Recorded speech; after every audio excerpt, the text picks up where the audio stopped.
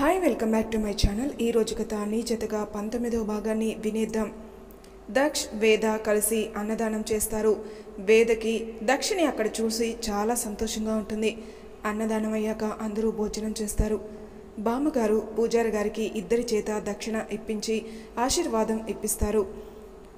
అమ్మ వేద ఇంక వెళ్దామా అంటారు బామ్మ. అలాగే అమ్మమ్మ అంటుంది వేద. మీరు గుడి దాకా వచ్చారు కదా, ఇంటికి రండి అని దక్షిని ఉద్దేశించి అంటారు. దక్ష్ వేదాన్ని చూస్తూ తప్పకుండా అండి, అందరం కలిసి వెళ్దాం అని అనటంతో వేద ఆశ్చర్యంగా దక్ష వైపే చూస్తుంది. బామ్మగారు ముందు నడుస్తూ ఉంటారు. వేద ఇంకా ఆశ్చర్యంగా అలానే చూస్తూ ఉంటే ఎందుకంత ఆశ్చర్యం అని అడుగుతాడు దక్ష్. కాదు, షాక్ల మీద షాక్లు ఇస్తున్నారు కదా, అందుకే ఆశ్చర్యంగా ఉంది అంటుంది వేద. ఏంటి వీటికేనా? ఇంకా ముందు ముందు చాలా షాక్లు ఉన్నాయి, అవి చూస్తే ఇంకా పడిపోతావు అంటాడు. ఆహా అవునా, చూద్దాం అయితే అంటుంది వేద. ఇక వెళ్దామా? పదండి శ్రీవారు అని అంటుంది వేద. ఇద్దరు నవ్వుకుంటూ అక్కడి నుండి వేద వాళ్ళ ఇంటికి వెళ్తారు. దక్ష్ ఇంకా ఇంటికి రాకపోయేసరికి పార్వతి గారు ఇంట్లో వెయిట్ చేస్తూ కంగారుగా ఉంటారు. రామ్ పార్వతి గారు కంగారుగా ఉండడం చూసి ఏంటి నానమ్మ, ఎందుకు కంగారుగా అటు ఇటు తిరుగుతున్నావు అని అడుగుతాడు. మీ బాబాయ్ ఇంకా రాలేదు కదా, అందుకేరా అంటారు పార్వతి. ఓహో, ఫోన్ చేయొచ్చుగా నానమ్మ అంటాడు రామ్. మంచి ఐడియా అని అనుకుంటూ దక్షకి కాల్ చేస్తారు. దక్ష్ అప్పుడే ఫ్రెష్ అయ్యి రూమ్లో కూర్చుంటాడు. ఫోన్ రింగ్ అవ్వడంతో పార్వతి గారు ఫోన్ చూసి లిఫ్ట్ చేస్తాడు. అమ్మ చెప్పు అంటాడు. ఏంటి ఇంకా ఇంటికి రాలేదు, ఆఫీస్లో ఏమన్నా పని ఉందా అని అడిగారు పార్వతి గారు. దక్ష్ మనసులో అయ్యో అమ్మకి విషయం చెప్పలేదు కదా, ఇప్పుడు ఎలా మేనేజ్ చేయాలి అనుకుంటూ అమ్మ అది నేను వేద దగ్గర ఉన్నాను అని సాగదీస్తూ అంటాడు. పార్వతి గారు షాక్ అవుతారు. ఏంట్రా నువ్వు చెప్పేది, నిజమేనా? వేద దగ్గరికి నువ్వెప్పుడు వెళ్ళావు అని అడిగారు పార్వతి గారు. అవన్నీ తర్వాత చెప్తానమ్మా, నేను వేదని తీసుకుని రేపు వచ్చేస్తాను అన్నాడు. ఏంట్రా షాకుల మీద షాకులు ఇస్తున్నావు అన్నారు పార్వతి గారు. అబ్బా మధ్యాహ్నం అది, ఇప్పుడు నువ్వు ఇద్దరు ఒకే మాట మీద ఉన్నారే అన్నాడు దక్ష్. సరే సరే సరే వేద అక్కడుందా అని అడిగారు. లేదమ్మా, వాళ్ళ బామ్మ దగ్గరికి వెళ్ళింది. సరే సరే ఉంటాను అని ఫోన్ పెట్టేస్తారు పార్వతి గారు. నా కొడుకు కోడల కోసం వెళ్ళాడా? పర్లేదు, పెళ్ళయ్యాక బాగానే మారాడు అని అనుకుంటూ సంతోషంగా అంటారు. దక్ష్ ఫోన్ పెట్టేసి వేద రూమ్ బాల్కనీలో నించుని చల్లగాలి ఆస్వాదిస్తూ ఉంటాడు. వేద అప్పుడే పాలు తీసుకుని తన రూమ్లోకి వస్తుంది. దక్ష్ బాల్కనీలో నించుని ఉండడం చూసి తన దగ్గరికి వెళ్ళి ఏవండోయ్ శ్రీవారు అని పిలుస్తుంది. దక్ష్ వేద వైపు చూసి వచ్చావా అని తనను కౌగిల్లో బంధిస్తాడు. వేద దక్ష్ అనుకోని చర్యకి కంగారు పడుతుంది. తన చేతిలో పాల గ్లాస్ వణుకుతుంది. అయ్యో పాలు అని అంటుంది వేద. దక్ష్ తన చేతిలో పాల గ్లాస్ చూసి జాగ్రత్తగా పెట్టుకో, కింద పడుతుంది అని తనను ఇంకా గట్టిగా బంధిస్తాడు. వేద దక్ష్ కోగిల్లోకి ఉక్కిరి బిక్కిరవుతుంది. దక్ష్ ప్రేమగా తన మెడవంపుల్లో ముద్దులతో ముంచేస్తాడు. వేద దక్ష్ స్పర్శకి కొంత మైమరిచి అంతలోనే తేరుకొని దక్షిని పక్కకు తోసేస్తుంది. దక్ష్ నవ్వుకుంటూ ఉంటాడు. వేద చీర సరిచేసుకుంటూ ఏం చేస్తున్నారు మీరు, ఈ పనులేంటి అని తడబడుతూ అంటుంది. దక్ష్ ఏమీ మాట్లాడకుండా నవ్వుతూ ఉంటాడు. వేద కోపంగా పాల గ్లాస్ పక్కన పెట్టేసి ఈ పాలు తాగి పడుకోండి అని అక్కడి నుండి వెళ్ళబోతుంటే దక్ష్ తనను చేయి పట్టి లాగుతాడు. ఆ ఫోర్స్కి మళ్ళీ వేద తన కౌగిల్లో బందీ అయిపోతుంది. అయ్యో ఏమైంది మీకు ఇవాళ, ఏంటిది అంటుంది వేద. నా పెళ్ళం నా ఇష్టం అని అంటాడు దక్ష్. వేద దక్షిని వదిలించుకొని తన కళ్ళల్లోకి చూస్తుంది. మీరు బాగానే ఉన్నారు కదా, ఎందుకు ఇవాళ ఇంత వింతగా బిహేవ్ చేస్తున్నారు అని అడిగింది. ఏం కాలేదు బంగారం అని తన దగ్గరికి వస్తూ ఉంటాడు.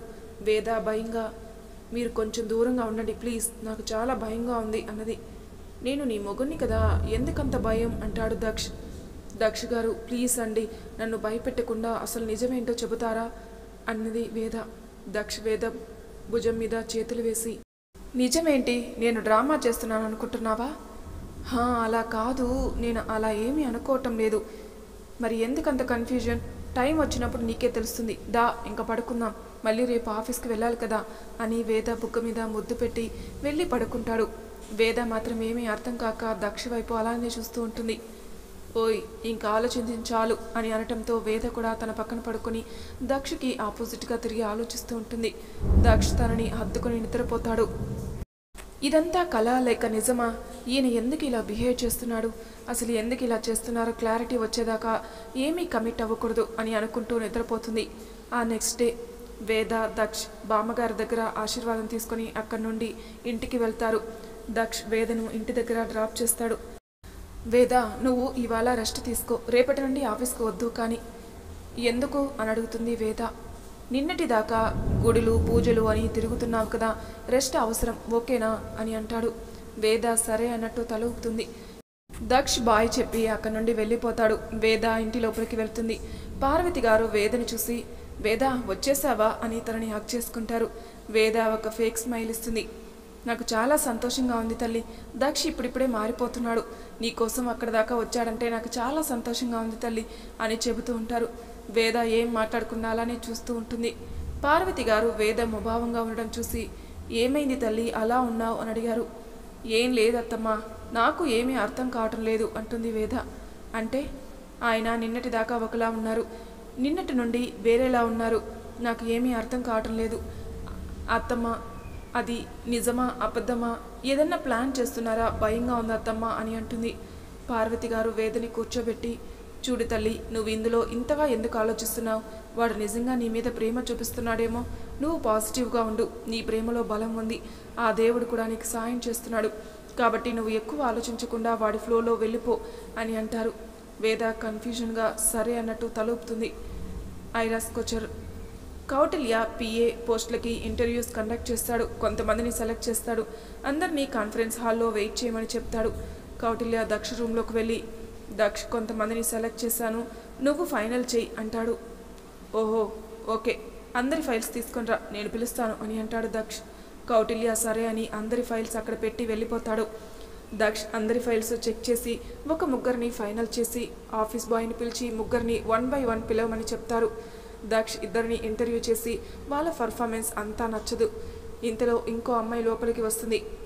Hello miss Radha, take your seat అంటాడు దక్ష్.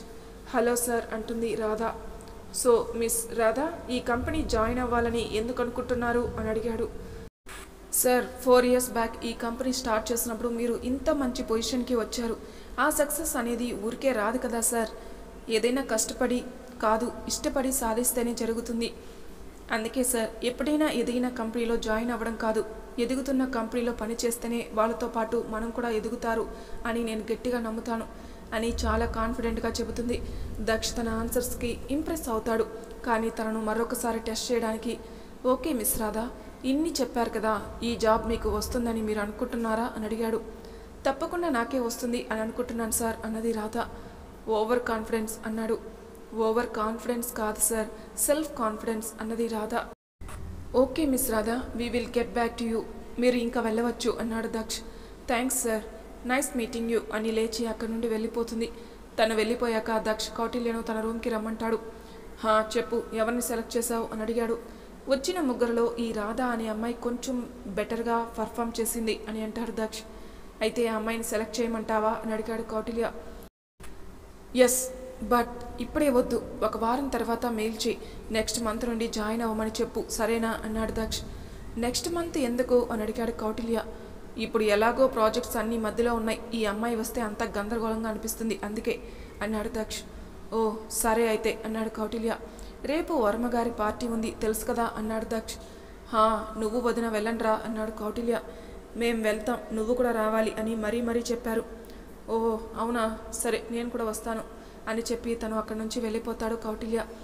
దక్ష్ కౌటిల్య వెళ్ళిపోయాక, రేపు పార్టీకి వెళ్ళాలి కదా, వేదకి చెప్పాలి, కానీ ఉత్తిగా చెప్తే ఏం బాగుంటుంది, కొంచెం మసాలా యాడ్ చేద్దాం, పాప ఇప్పటికే షాక్లో ఉంది కదా, ఇంకా ఎంత షాక్ అవుతుందో అని నవ్వుకుంటూ ఉంటాడు దక్ష్. పార్వతి గారు పూలమాల కడుతూ ఉంటారు. వేద రామ్కి హోంవర్క్ చేయిస్తూ ఉంటుంది. ఇంతలో దక్ష్ కార్ సౌండ్ వినిపిస్తుంది. వేద దక్ష్ కార్ సౌండ్ విని టెన్షన్ పడుతూ ఉంటుంది.